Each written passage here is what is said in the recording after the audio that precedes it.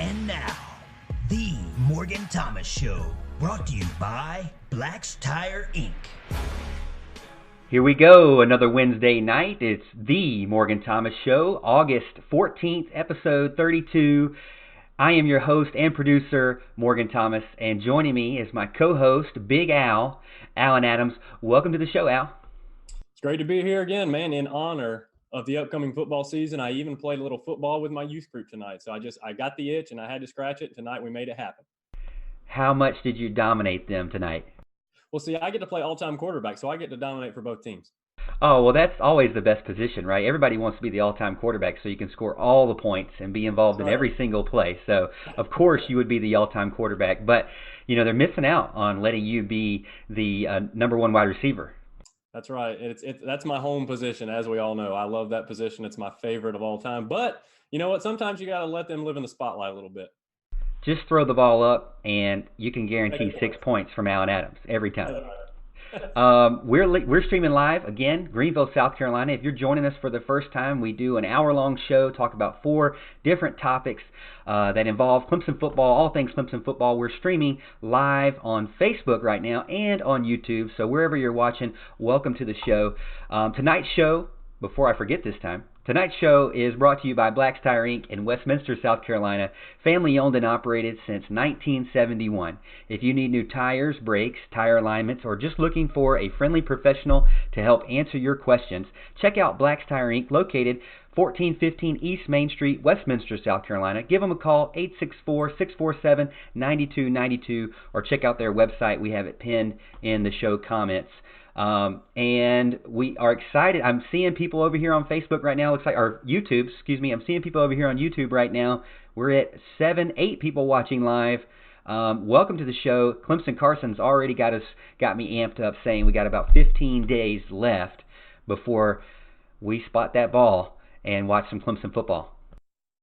Heck yeah, man. It can never get here soon enough. Every year we talk about what a long off season it's going to be, but every year you get older and older, the sooner and sooner it gets here. And especially when you're covering the content like we're doing with this show, you know, it's like every week goes by faster and faster. I love it and can't wait for it to be here.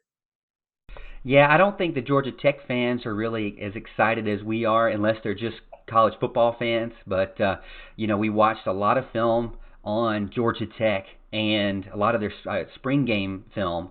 I would say that's really all the film we really have from the new offense. But you know, it looks very similar because it's a spread shotgun style. It looks very similar to Clemson, and I don't think that's very good for Georgia Tech because you need to do something different than what Clemson's been practicing for the past 2 weeks, which is themselves. So I don't know how it's going to be. You're going to see a lot of split running back looks, a lot of those 3 and 4 wide receivers out there. Pretty much a lot like what Clemson does, mostly in shotgun. Georgia Tech, I'm sorry. I just don't see the game going very well. The spread is, I think, right now over 30-something points, and that's not going to be good for them. No, the spread has been holding pretty strong at 34.5, 35.5, something like that. So they're thinking about 5 touchdowns is going to be the difference in this game, and I'd probably have to agree with them. I mean, obviously, sometimes the offense can come out to a real slow start, but it's hard to envision that with the offensive we've had over the past several years. It's really crazy to think that we can come out slow, but I mean, it tends to happen at the beginning of every year. So hopefully this year will be a little bit different. We're firing on all cylinders. And Clemson Carson also mentioned something that you might have also noticed is that I do not have a beard tonight. I had an interview for a job, and so I wanted to look good, and I also wanted to make sure that everyone knew what I looked like when I was 12. So here I am. This is me. I can't take it back. Annabeth said that I cut off my chin, but my chin's still here. But my beard is definitely gone. But you can if you look real close, you can see I'm letting it come back. So just give it 3 or 4 days. It should be back by next show. So no worries there. Al, who you got over on Facebook? Because we got 16 people over here on YouTube. Rock on. We got about 18 right now. I'm looking at our man Kevron is with us today. Nick Cullen, Doty, Trey, Will Carter. My dad is watching. Mark Childress, we appreciate you being with us. My wife is watching. David Stone, my financial advisor, is on here, and your wonderful wife is watching as well. I see Chase Wall is with us. And who else? My sister April is watching, and Tyler Lusk has even joined us. down there from the Low Country. So we appreciate having Tyler on with us today. That's exciting. All Tiger fans all around the country, and we're excited to have you on here and kind of spread that growth there. Hey, if you like the show, if you enjoy what we talk about, if you enjoy the Clemson Tigers and our sports talk, make sure you give us a like and a share, and head over on YouTube and give us a subscribe over there. If you're over on YouTube right now, I know we got a ton of people watching. I can't see when you come in like it's over on Facebook, so make sure you put in the chat, your name, and let us know that you're here so we can give you a shout out while we go live. Al, let's get started on that first topic and not hold back anymore from the for the fans.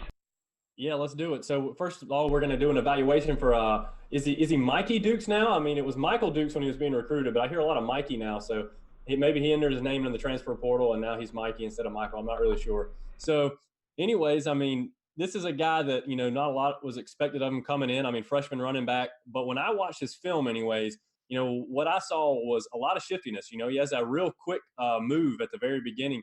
He's kind of a one-cut runner. He likes to, get east-west and then immediately north-south. He's got good vision. He sees where the holes are. He sees where the holes are in advance of him. So he's able to get long runs. I mean, his highlight film was nothing but a bunch of long runs. But the thing I was impressed most about with him was his balance. Okay, he stays on his feet. Tacklers get to him. They get a hand on him. They try to trip him up. They try to drag him down from behind. He does not go down. Balance is an incredibly important thing, especially at the college level. Travis Etienne has very good balance as well. And I think that's something that's really going to serve Michael Dukes well in the future for sure. Yeah, I'm loving the film. I got it playing there for you to see. That's courtesy of Huddle. And he's 5'11", 190, coming in from Charleston, South Carolina. So, I put down a lot of the same notes that you had. Good first move, good hard cuts, hard to tackle low. If you're going to go after his feet, you're going to come up empty every time. Stays on his feet very well. So there's a lot of positives there. I think he has he does really good with his head moves with his juke too. So you have to make sure if you're a defender, you're watching his hips instead of looking at his head, because he's going to trick you any way he can. And he does have that really hard cut, like some of those hard cuts we saw from Jacobs in Alabama. And so it's exciting to see him, even though he was a little bit lower on the rating scale. They gave him a 3-star over on Rivals. What do you think, if you look, we know we got some good things about him. What do you see, any kind of flaws or any kind of opportunities for him to work on now that he's with the Clemson Tigers? Yeah, I mean, honestly, he was not a very heralded recruit. Like you said, he was a 3-star on Rivals.com, and most of the time nowadays, Clemson, as spoiled as we are, we get 4 stars and 5 stars like it's nothing. When we get a 3-star, it's kind of an afterthought. It was an afterthought for me as well. I mean, I didn't even look at his film until I decided we were going to do an evaluation tonight. Some of the things that concerns you, obviously in his film, he shows pretty good speed because he's outrunning most of the people he's up against, but I don't think he has elite speed. I think that has more to do with the competition. As a matter of fact, that's kind of one of the main concerns I have is the level of competition he faced. That's one of the concerns I had coming in.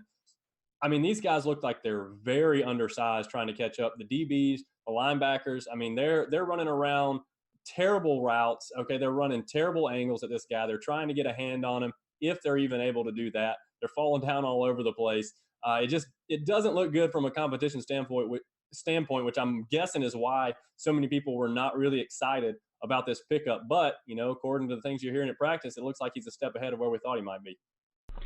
And I said a lot of the same things in my notes as well. I feel like that the competition may not be there. If you look at some of the defenses he's playing against, he's able to blow by just about everybody he plays.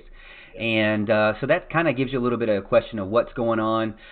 He's definitely a great change of pace back, though. You've got Travis Etienne and Lynn J. Dixon. If those guys are out or they're tired, Chez Malusi is kind of more of a big back, kind of a power guy and a bruiser. But Mikey is not a bruiser at all. He is going to be one of those juke guys, a juke specialist. His agility on Madden will be 110. Okay, so he's going to juke you out of your shoes, which is amazing to see, and actually makes sense why Dabo on Monday night said, I believe that Michael is going to put in some competition on the punt returner position. So that's exciting to see because I think his style of running fits perfectly for that punt returner where you just need to make one move and then you can go.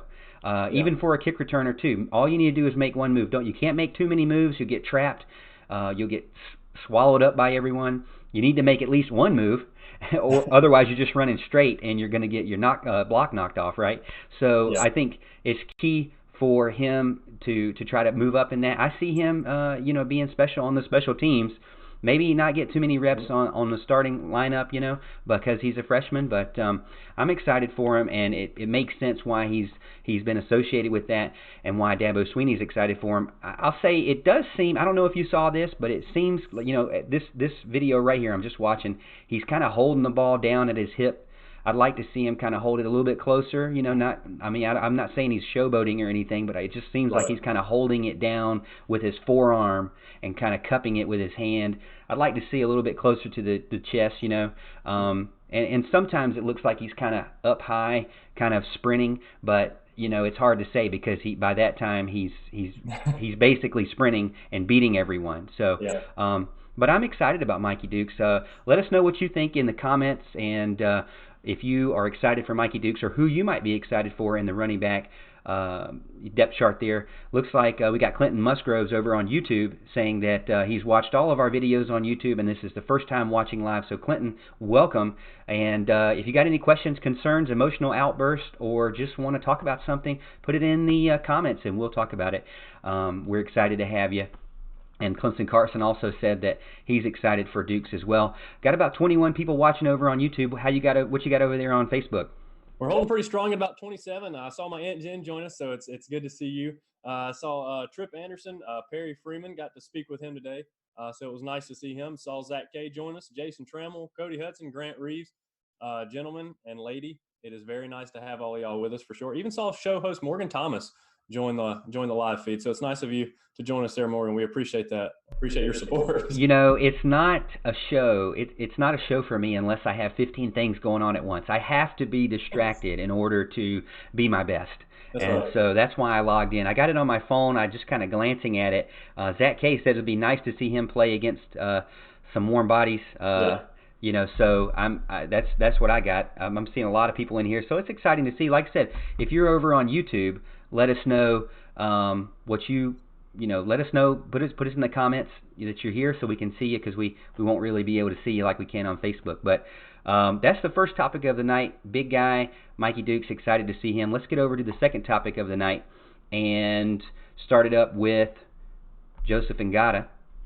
Yeah, man. Joseph Ngata. Okay, the legend is growing with this kid, and he hasn't even played it down yet. So obviously, this guy has got it all. He looks to be like one of the most complete players to ever come through Clemson. And he may be the most complete at this stage in his career. You hear Dabo Swinney talking him up a whole lot. So what are your thoughts on him? What do you like about this guy? Well, don't mind me here. We got a little ad playing right now, so just bear with me. It'll come up. Sorry. All right. Looks like it's come up now.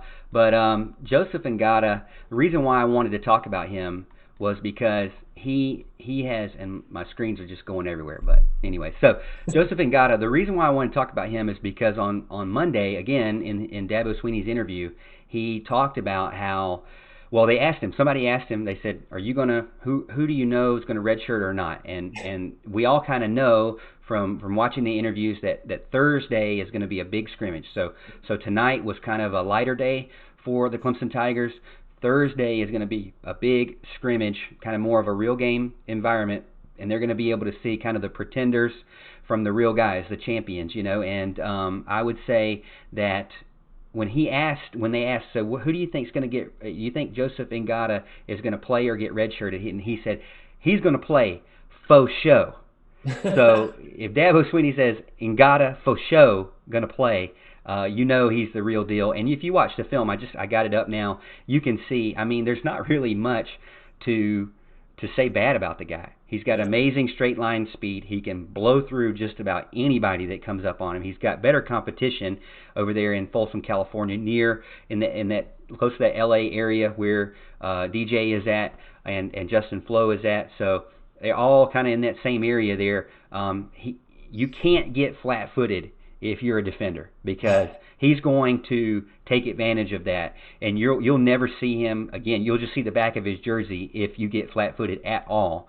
And Dabo says this. He gives his heart out on every single play. He is a hard worker. He even mentioned that he is a harder worker than any senior Dabo has ever seen.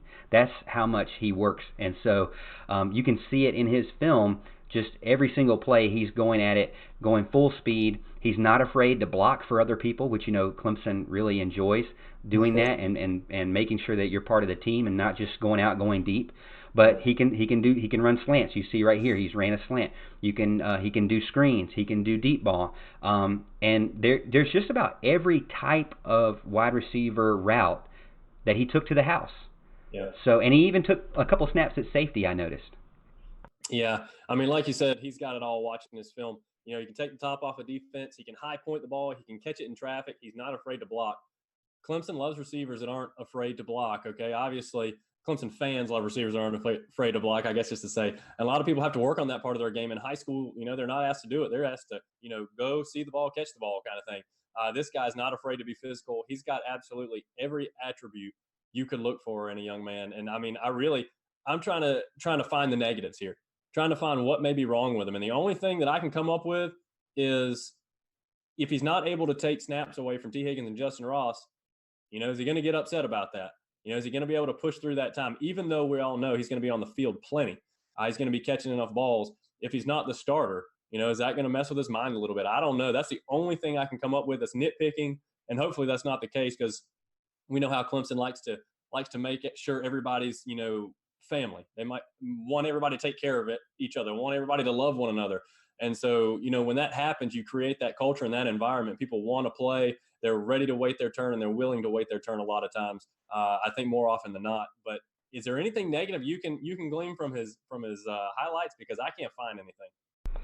I mean, based on the film and what I'm seeing, and I'm sure you guys are seeing it too, there's no doubt he's ready. I mean, 6'4", over 210 pounds, coming in as a freshman.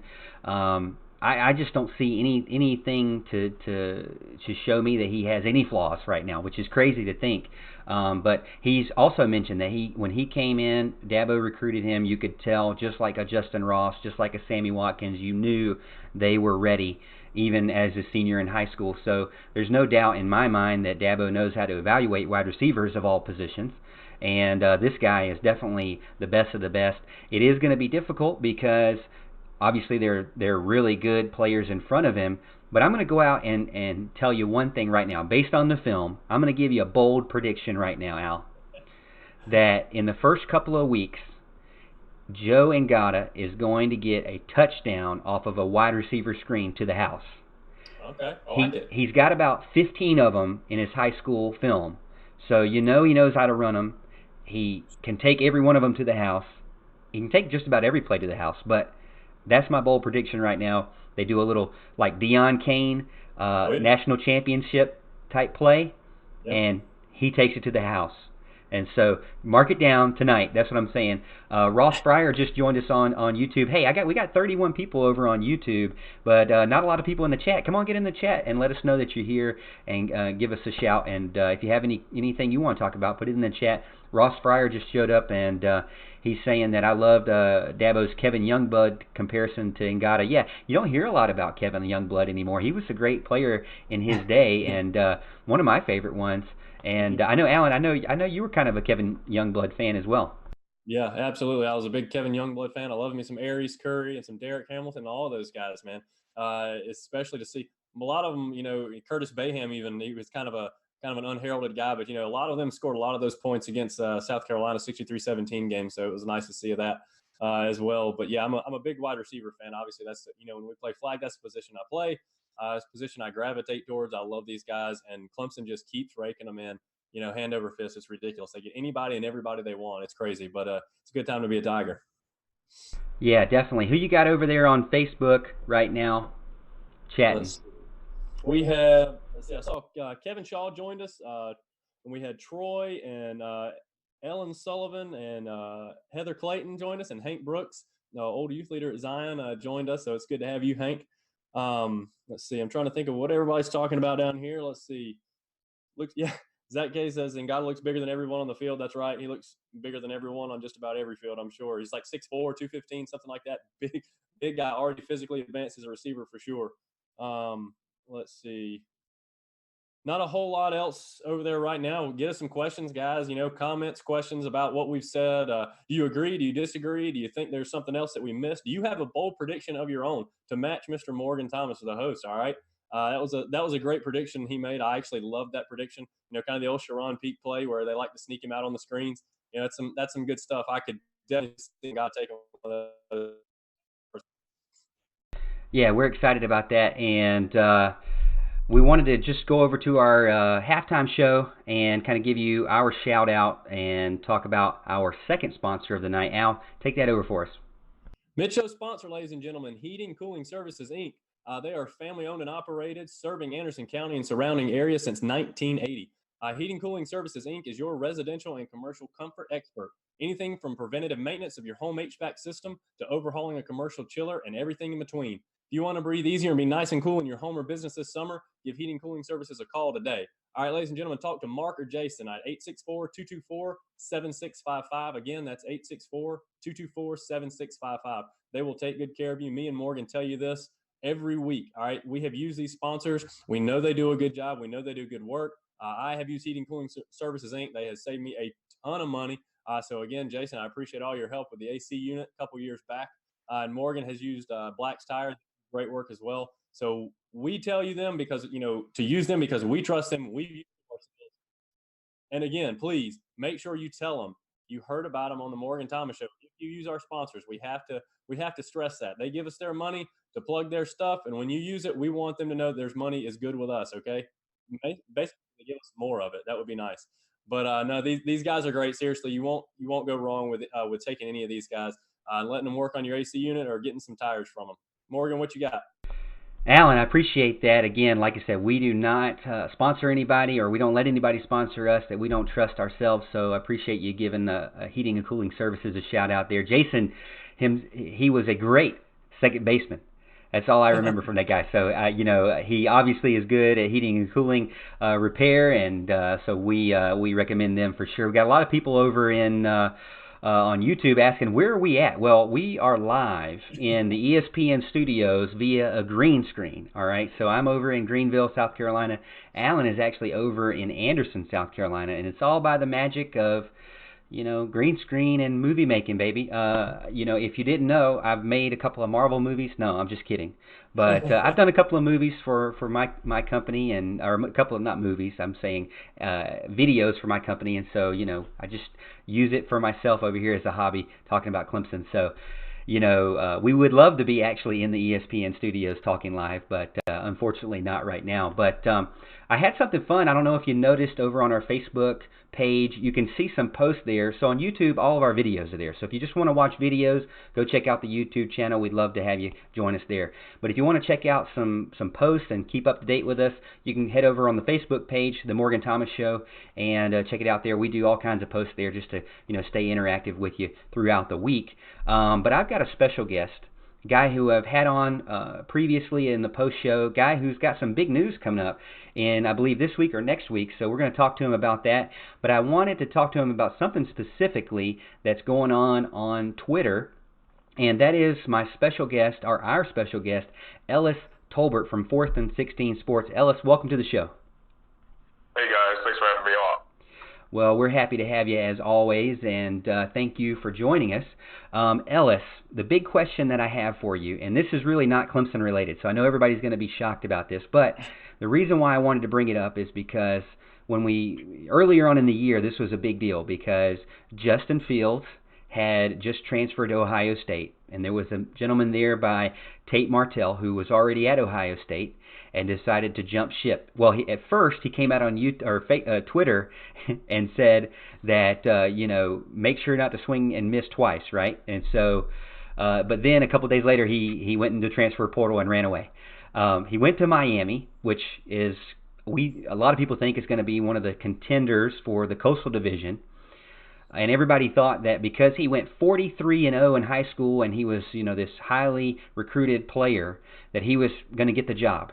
But come to find out on Monday, Manny Diaz comes out and says that he's not going to get the job, and one of their redshirt freshmen is going to get the job.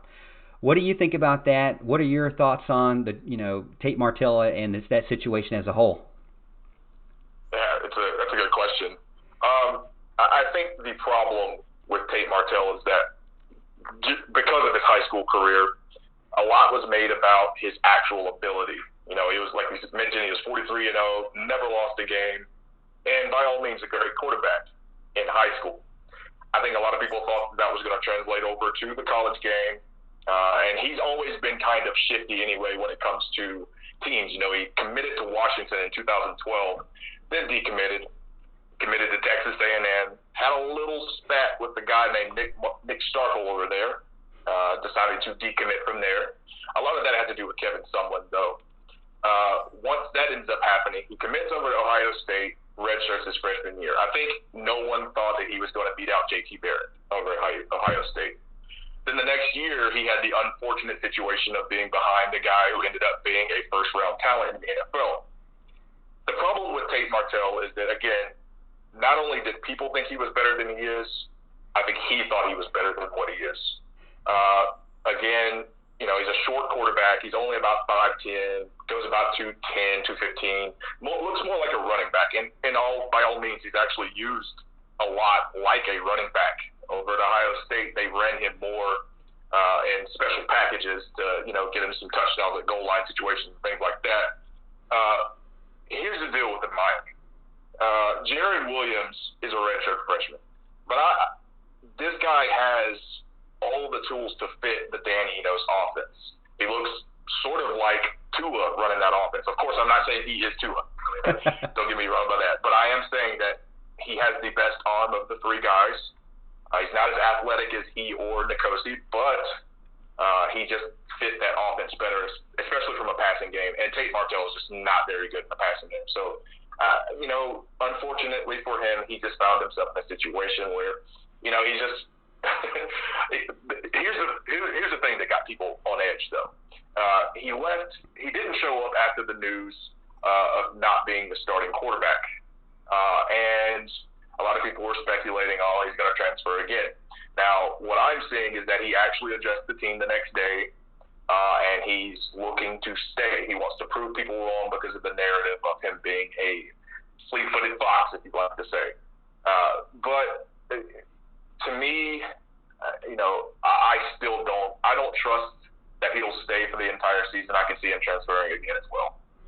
Wow. So I know that on Monday he said there was actually a picture from a long snapper that showed his locker room, or his locker, just destroyed with his nameplate on the floor. And a lot of people were like, is this real or not? Well, apparently it was real. He didn't show up to practice that day, but then he showed up and talked to the team that night. So you're leaning more towards him again, transferring again before this season starts, or you're leaning more towards him staying through this season? Well, I think it's a little complicated. You know, honestly, this mirrors a little bit kind of like Kelly Bryant. Kelly Bryant didn't show up for the practice after being told that Trevor Lawrence was going to be the starter. That was a little bit more calculated. Dabo actually gave him the day off. The difference is that Kelly Bryant was done after that. He did not come back. He didn't even show up in the practice after that or in any of the meetings. But here's the deal with Tate Martell. I think, you know, Manny Diaz has already talked about, you know, they don't really know who the backup is right now. It's either going to be Nkosi or Tate. So it's up in the air. And to me, that's like a double shot. You're looking at being told you're not going to be the starter, and then you're looking at being told that you're not even the backup. You're not, you know, penciled in to be the backup. So it's kind of difficult for him. I see him doing the whole 4-game thing and putting his name in the transfer portal and going again. He's a graduate, so he can leave as he chooses. To me, I don't see him staying all 4 games unless something happens injury-wise to either Jaron or Tate or Nkosi. Excuse me. Yeah, this is another one of those situations that a lot of people don't like to talk about, where it doesn't really end up the way that you plan. The grass isn't always greener on the other side. I'm not saying that he would have won out the Ohio State job, but you know, I don't think anybody expected him to go in and then lose this job as well, especially after transferring and getting a waiver transfer and play immediately. I was expecting him to play immediately. Just, you know, from what I knew about him, I thought he was going to, you know, win that job. But really, the more I'm reading into it, Enos really likes Williams better, and it fits his offense better, like you were saying. A lot of people on YouTube saying that transfer portal is turning into the free agency, and that they knew that he felt he was very cocky. I even said it a couple of months ago that he seemed like a guy that was kind of a Johnny Manziel type, kind of. I wouldn't say Baker Mayfield, because Baker Mayfield was he knew when to do it and when not to do it, but Johnny Manziel didn't. And I feel like Tate Martell is a little bit on that, Johnny Manziel cocky side, and it might be getting to him. When you're a quarterback, you have to lead the entire team, and so you need someone who can handle different kinds of situations, and especially handle adversity. And going in and beating up your locker and throwing everything is not a good sign starting out. But Ellis, thank you for joining us, and thank you for talking about Tate Martell. I know it's not Clemson, and I hate that I did that to you, but I saw you on Twitter, and I knew you were talking about it, so I wanted to bring you on and get your thoughts. Hey, there's some exciting news that you just posted recently. Some of our viewers might not know about it. Can you tell us about what's going on this week or next week, and how to find, and our viewers that don't know you, how they can find you? Right on, yeah. So first of all, I want to thank you guys for having me on here. I'm a big fan of the Morgan Thomas show. I think Big Al's awesome too. You guys do a great job. And again, anytime you need me, I'm here. So 4th and 16 is a podcast about Clemson sports. I've been focusing on football. And I have now partnered with great people over at The Roar. That's WCCP. Radio station down in Clemson. They are expanding their coverage, so they're doing some things in Spartanburg as well, so they're going to have more coverage around the state. I'm going to have a radio show. I'm just basically going to be taking the 4th and 16 over to that. It's going to come out every Thursday night at 7 p.m. till 8. That's going to last throughout the football season. So the first episode is going to be on August 22nd. If you are not in South Carolina and you can't get 105.5 on the radio, you can look it up at WCCPFM.com. Just come there. I'm going to be doing the game plan for the week.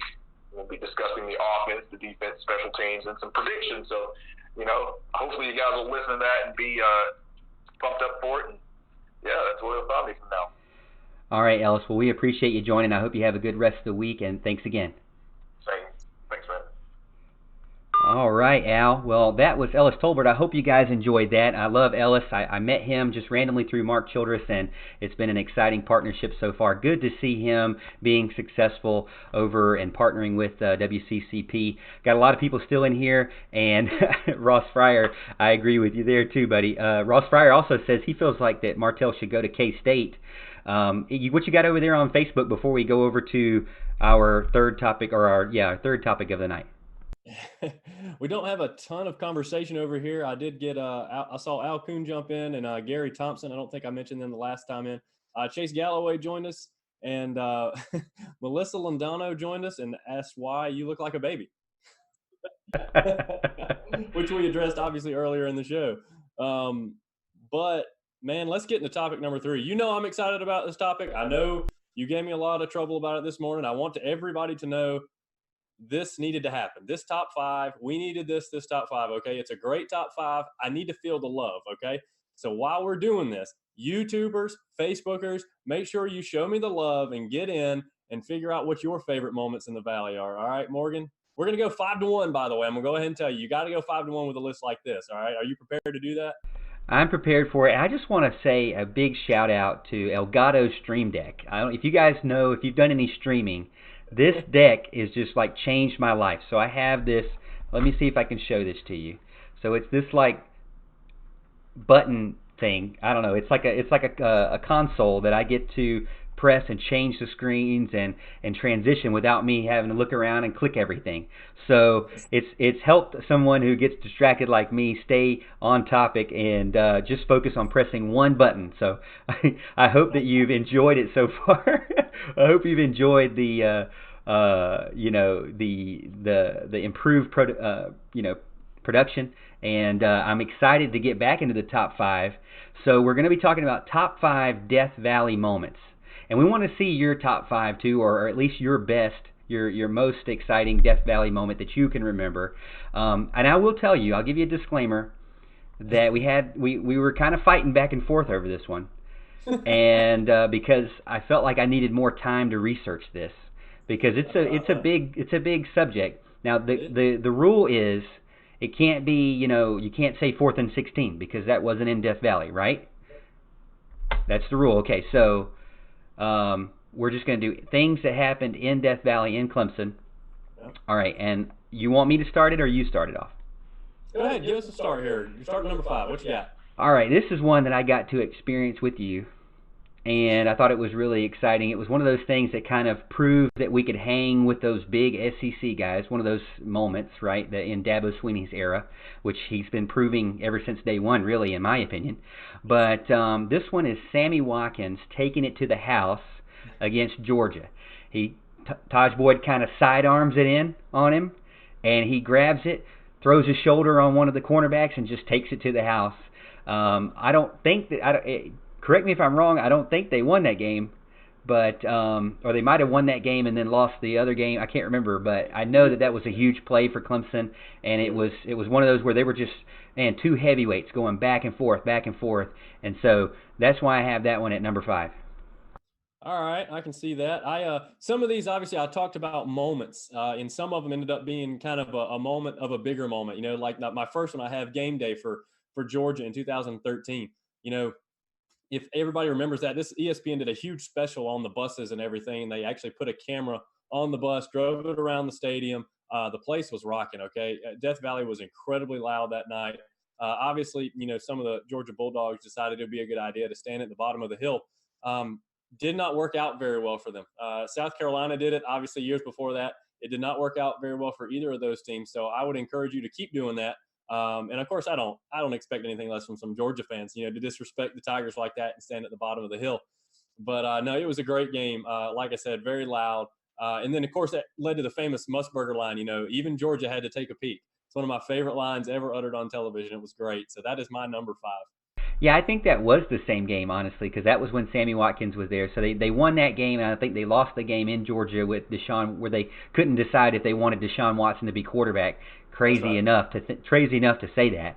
But yeah, I remember that college game day. You and I remember watching that game, and it was really special. I still watch that intro where they throw the chips in the bucket. They get into the buses, and the police lights go on. I love that. I can't wait to experience that with my daughter and to be able to show her just the excitement and the pageantry of a night game at Clemson. So that's why I'm excited about Thursday night too. So, but that's my number 5.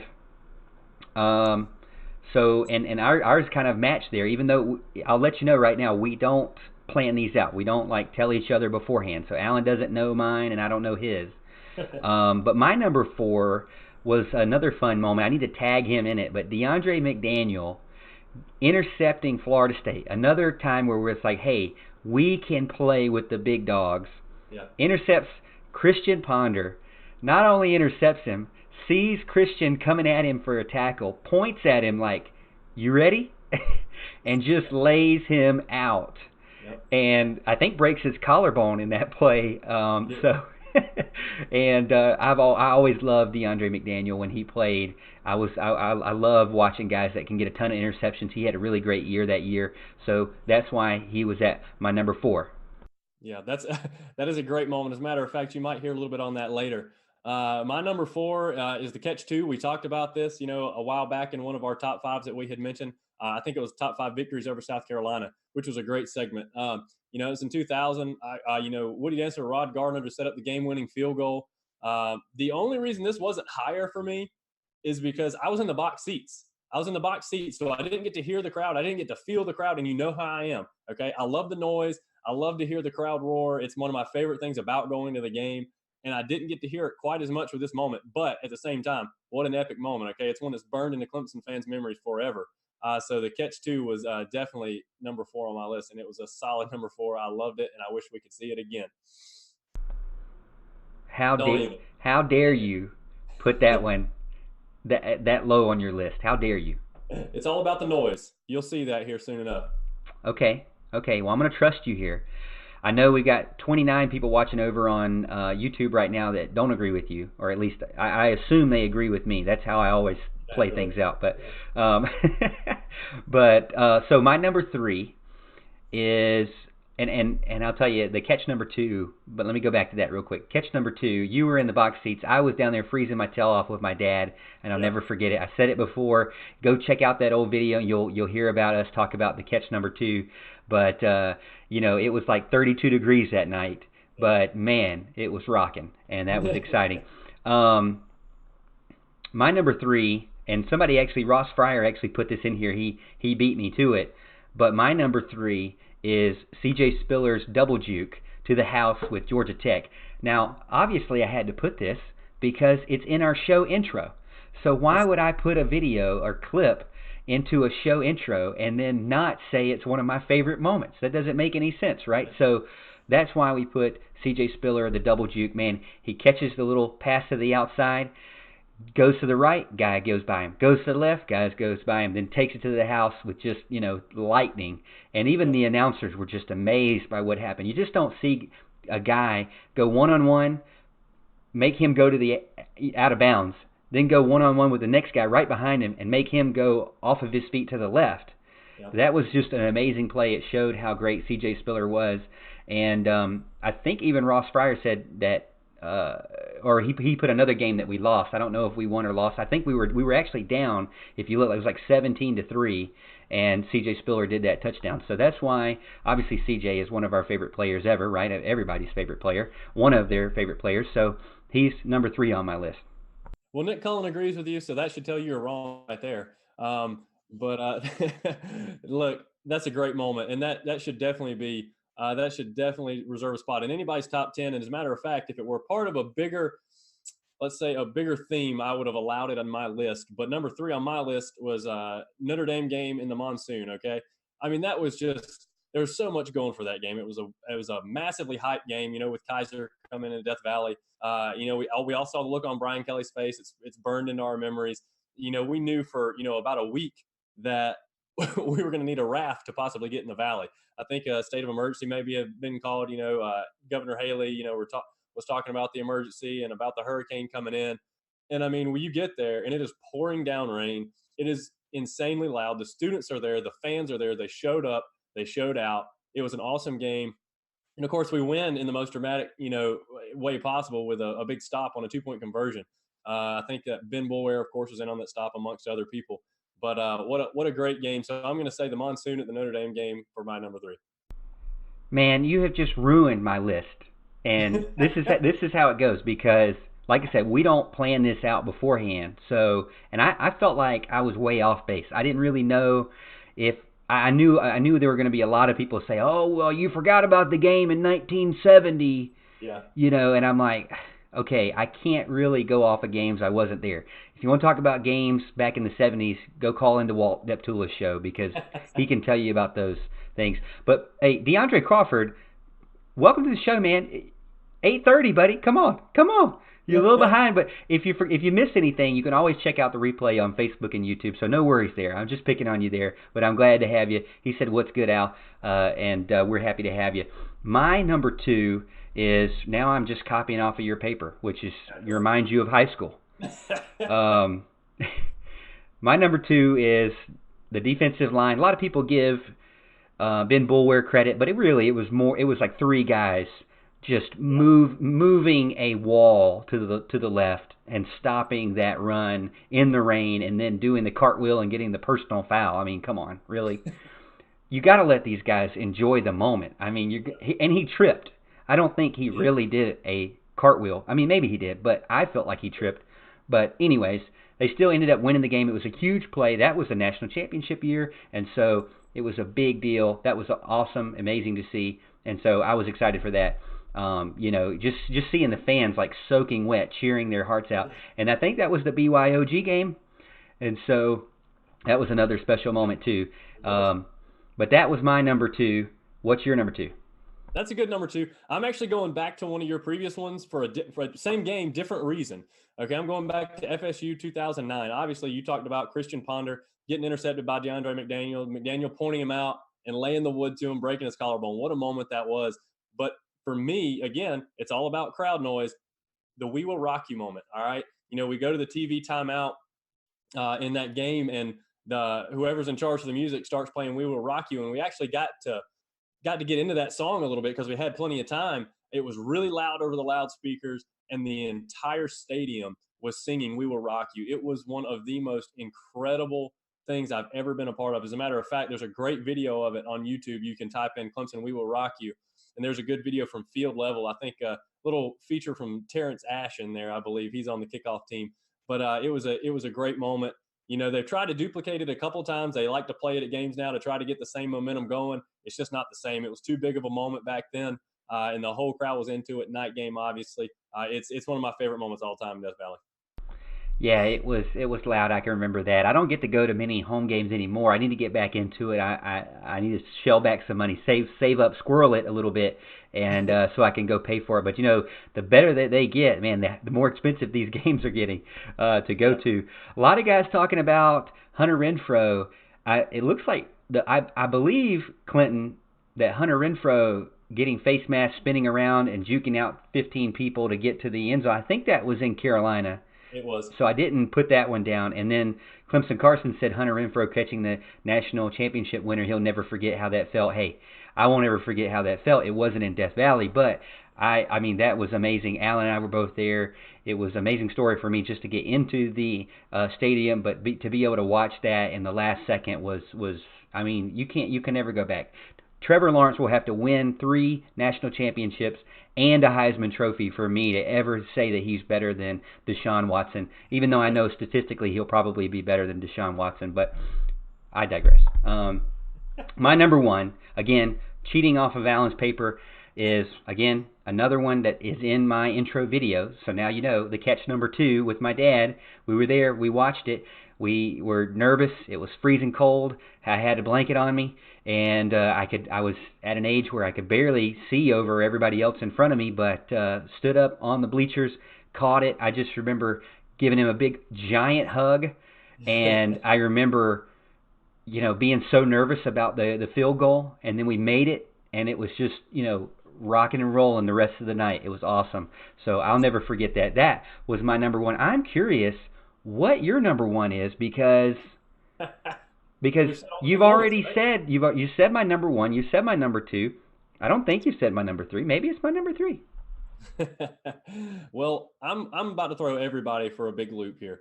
I'm ready to get booed off stage, as a matter of fact, for this. But what I tell you is important in my list. Okay, crowd noise, right? All right. If you don't remember Miami in 2005, okay, then you're missing out. It was the loudest Death Valley has ever been. Please, I'm hoping somebody remembers this. We lost this game. Okay, my best moment in Death Valley ended up in a loss. Okay, you know, it was a great game. It was when you finally realized, or you thought at least, Clemson had arrived. They were competing with a Miami team who was still good back then. They were still Miami back then. Okay, so a lot of people were loving them. You know, we were going back and forth. We needed a big stop on 3rd down, and Charles Bennett comes and just destroys the Miami quarterback, and the place went absolutely bananas. There's an amazing video on YouTube about this as well. They give you I think a video from the stands and maybe from on the field what the noise sounded like. It's an awesome video. I definitely recommend you check that out. It was an awesome game. I think Whitehurst missed like a wide open receiver that would have given us a touchdown to win. I think the cornerback fell down. Kind of receiver leaked out on the left side, and he just overshot him. It was a brutal end because we had to settle for a field goal and lost in triple overtime. Whitehurst ended up throwing an interception in triple overtime, and we lost that game.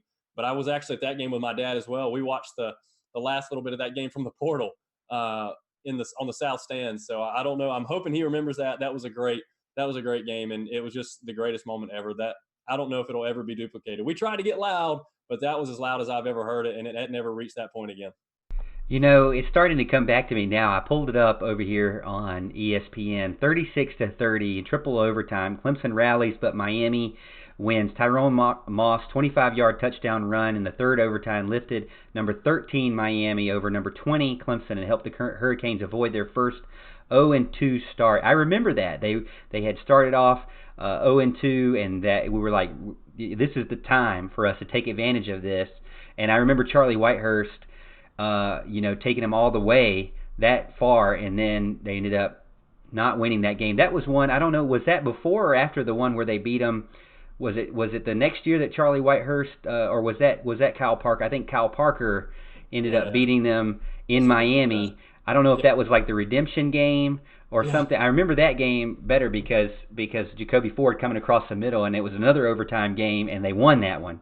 And it was like, oh, thank God they won the game. But Ross Fryer said, "I'm with you, my dude." He's talking about your triple overtime. He actually said it like 5 minutes ago. He's like, that triple overtime game was my favorite. So, hey, that's our top 5. We used to do these top 5s a lot, but then we kind of got sidetracked for a couple of weeks. We took a vacation, so we're just kind of off. But we'll try to bring you some more top 5s. I hope you enjoyed it. And if you didn't get to catch it, if you're just joining us now, I'm sorry, but you can check our replays anytime on YouTube or Facebook. So go check us out. We try to, upload them as fast as we can. I'll probably edit them tomorrow and then load them up Friday over the weekend, things like that. So got 31 people over on YouTube right now. A lot of people talking about their favorite moments in general, which, hey, no problem there, guys. I mean, do what you do, say what your favorite is. It doesn't matter if it was Death Valley or not. That's just what our list was. So we appreciate you letting us know what your favorite was. What you got over there on Facebook, Al? Well, actually, right now I'm looking at a frozen feed, so I don't know if it's frozen for everybody else or if it's just me. But I'm getting a lot of love from Trey Carter for loving that Miami game, the triple overtime win or triple overtime loss. Let's see. And Al Kuhn got in and said something about 1980 Willie Underwood Treadwell field goal against Georgia. Also great stuff there. Let's see. Anybody else? I think Zach K got in. Zach K got in and said, let's see, Dantzler first with 2,000 passing and 1,000 rushing, obviously. He talked about game day versus GT. Let's see, Calvin Johnson, shutting down Calvin Johnson. We talked about that before on one of our previous episodes, that he had 0 catches. 0 catches, 0 yards. It was an amazing night. And Zach K got in and said that. Number 3, let's see, upsetting number 3, FSU in the Bowden Bowl, also an excellent choice. And then he said, I didn't even notice this. He had the 3 overtime game in Miami. Zach K, you are a gentleman and a scholar, my friend. Excellent choice. And then he, of course, said the Monsoon Notre Dame game. So Zach K with a great list there, obviously. Especially anytime you agree with me, it's pretty great, I must admit. Yeah, you can't disagree with Al. I remember somebody just commented recently that Al was going places. So I mean, I'm just here to facilitate Alan. Right. Yeah. But so we appreciate that. Hey, if it's freezing up, I'm seeing some freezing up on Facebook too. I don't know what's going on. I apologize if it is, but if you're not able to watch it, it looks like it's going in and out. I don't know if it's just loading or something, but looks like we got about 11 people over on Facebook, at least from my phone. But it's kind of going in and out. So if it is going in and out, I'm seeing it's running smooth over on YouTube. But if it did go in and out, we got it recording on our end, so we'll be able to shoot you replays on Facebook. So no worries there. So if you missed anything right now, no worries for that. This is kind of towards the end of the show. I know we didn't do 4 topics tonight, but we knew we were going to do a top 5. It was going to take a little bit longer. We knew we were going to have a call-in show. We hope you enjoyed it. Let us know what you thought about the show in the comments. Got a lot of people saying.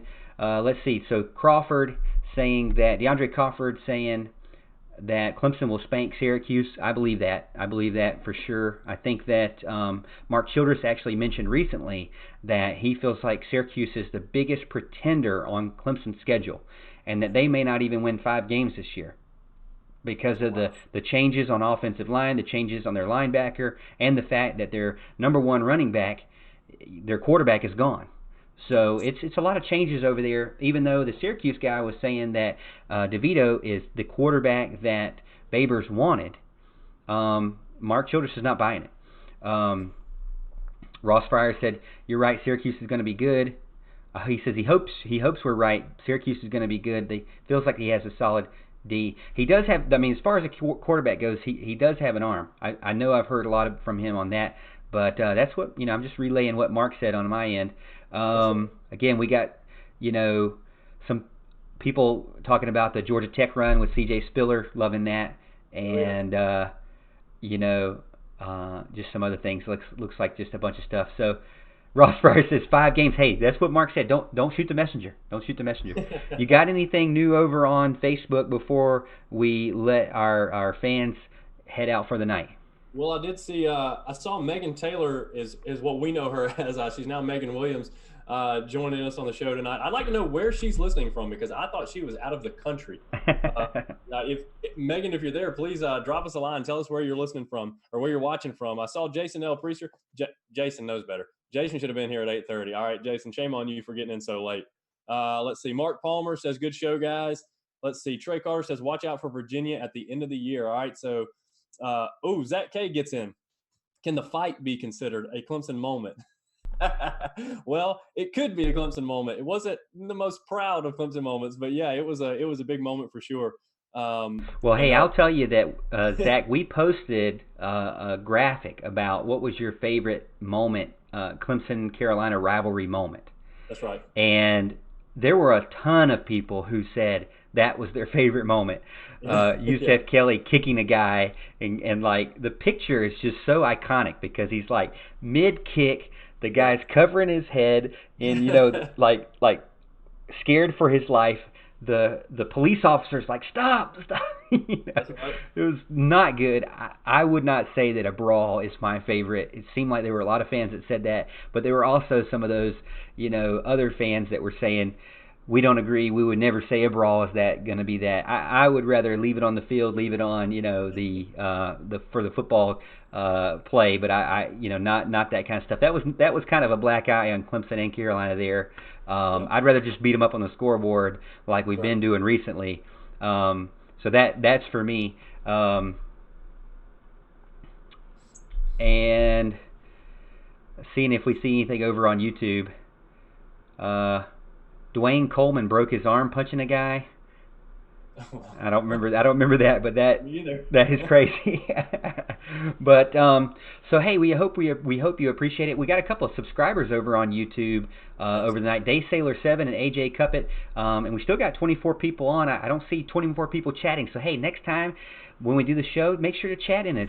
Join us and talk to us about whatever you want to talk about. Ask us any questions. Like I said, we want to get you involved and kind of make it like a radio show. I know people were saying that they felt like we were better than WCCP, so we appreciate that praise and that support. But we want to make it like a radio show, but just with video and something that anybody can see, even outside of that Clemson-Spartanburg bubble, right? And we want to kind of reach fans that, like we've had fans in California, Florida, Alabama, New Jersey, all say that they enjoy the show. So we hope you enjoy the show. If you enjoyed the show, here's what we ask you.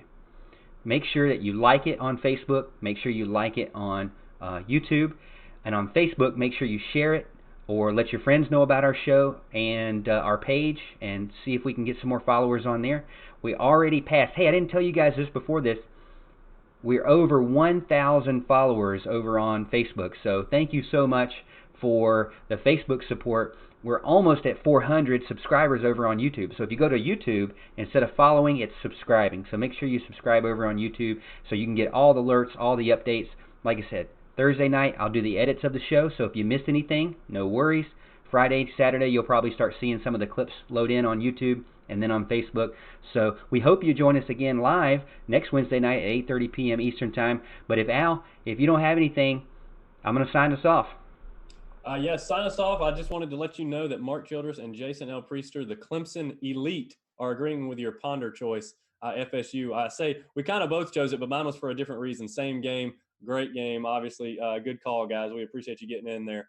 But you're doing a great job. You're doing a wonderful job. I was about to preach, subscribing and following and all that kind of good jazz too. But you handled it like a champ as usual. So you can sign us off, my friend. All right, everybody. Jaleel just jumped in. So, hey, don't forget, go check out the replays this weekend. And we'll see you, Tiger fans, at the top of the hill.